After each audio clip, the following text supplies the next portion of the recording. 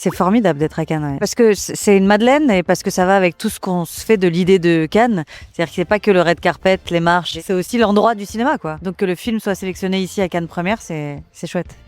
Tellement excité parce que, alors pour plein de raisons, déjà d'avoir 3 films en sélection visuelle, je pense que ça m'arrivera plus jamais, donc j'essaie de profiter. C'est tellement rare déjà d'avoir un film à Cannes. Je suis très heureux aussi pour Géraldine parce que c'est vraiment un film que j'aime beaucoup et je suis tellement fier du travail qu'elle a fait.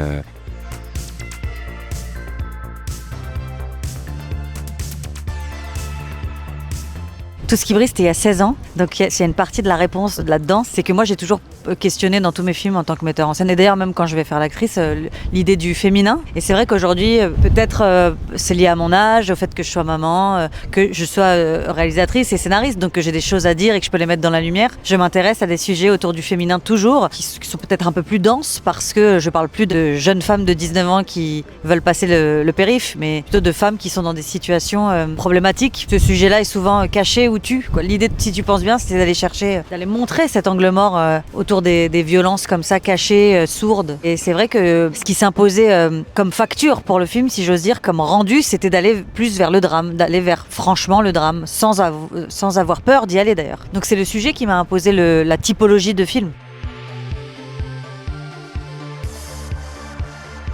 Ce qui était important pour moi, c'était de raconter les croyances des gens. Parce que d'abord, le couple et la famille, c'est une croyance. Il faut avoir la croyance de fonder une famille et de se dire que ça va durer pour l'éternité, que c'est quelque chose d'immuable comme ça.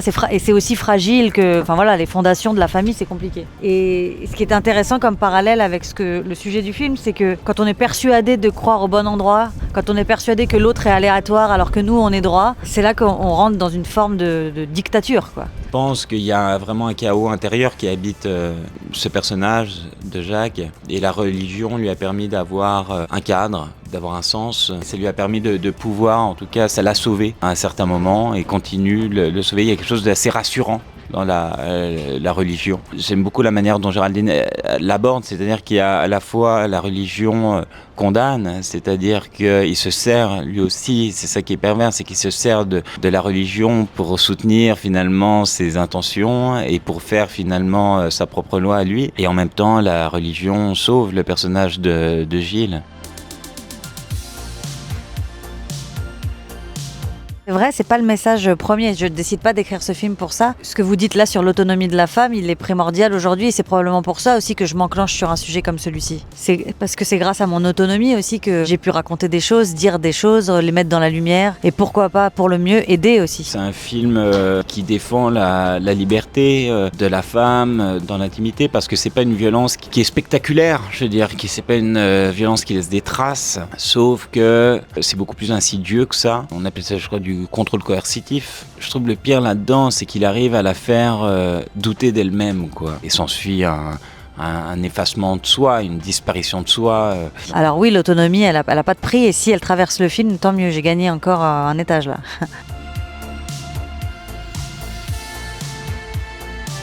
C'est tellement loin de ce que je suis, mais j'ai énormément de plaisir à jouer...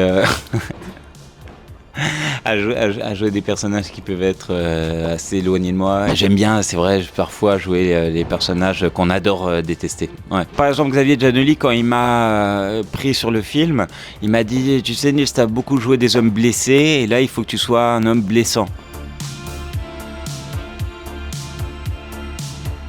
J'ai pris 4 ans à écrire ce film avec David Lambert, mon co-scénariste, qui est réalisateur aussi. J'ai pris du temps parce que justement, raconter ce qui est tu au cinéma, pour le mettre en image, c'est quelque chose qui m'a semblé difficile. Et puis j'ai tenu à aller rencontrer des femmes qui m'ont témoigné de leurs histoires. C'était important pour moi de découvrir aussi à quel point il y avait un systématisme dans ces violences-là. Quand il a été temps d'aller chercher un casting, je me suis refusée d'écrire pour des acteurs. Je dois reconnaître que j'avais vu le film de Monia Chokri, Simple comme Sylvain, qui ne parle pas du tout de ces sujets-là, mais je me suis dit, si elle sait écrire et raconter des femmes, des couples, de l'intimité comme ça, elle saura jouer Gilles. Je connaissais ses talents d'actrice aussi. Et effectivement, ça a été bingo, parce qu'elle a lu et la façon qu'elle a eu de me parler de la version du scénario qu'elle avait reçue à ce moment-là était absolument au bon endroit. Et puis ensuite, c'est mon producteur, Patrick Kiné, qui m'a parlé de Nils Schneider, parce que j'étais fragile à l'idée d'aller rencontrer un acteur pour ce rôle-là. Je me disais que c'était un rôle qu'il fallait pas juger, parce que j'avais eu quand même de l'empathie, et j'en ai toujours d'ailleurs pour le personnage, c'est-à-dire que raconter combien lui, le premier, est prisonnier de ses dogmes.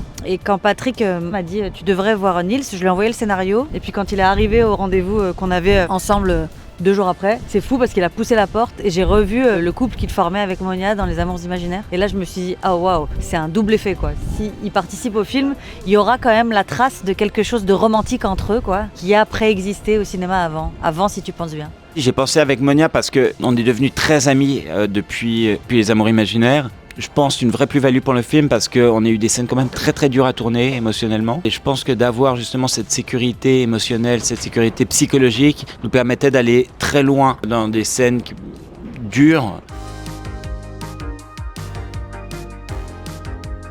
Ce qui pouvait faire peur, c'était de faire la fabrication d'un monstre.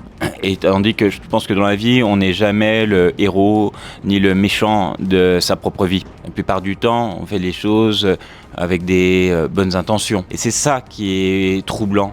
En fait, je pense que mon personnage aime profondément, il croit aimer profondément sa femme, Gilles, simplement par peur. C'est là où le personnage, moi je le trouve touchant, c'est que c'est un personnage qui a peur, qui est terrifié à l'idée de la perdre, et du coup qui l'étouffe, et qui est destructeur, et qui est violent d'une manière très insidieuse, par peur de la perdre. La question qu'on s'est posée pendant tout le tournage avec Géraldine et avec Monia, c'est qu'est-ce qui fait qu'une femme comme ça reste. Ces personnages ont plusieurs visages, et ils sont pas faits que d'un bloc, les choses sont pas noires ou blancs, c'est pas manichéen. C'est souvent des sentiments qui sont entremêlés, entre la peur, l'amour, la possession. Parfois c'est difficile de distinguer qu'est-ce qui est quoi. Bah déjà tout ira bien si je pense bien. Qu'est-ce qui m'arrivera demain? Que je continue, qu'on continue tous ce qu'on aime faire. La question, qu'est-ce que c'est de penser bien, justement, de penser bien. Je ne sais pas ce que c'est que de bien penser. Il y a des choses qu'on contrôle et aussi de se rendre compte justement qu'il y a certaines choses qu'on ne contrôle pas et de essayer de contrôler l'incontrôlable.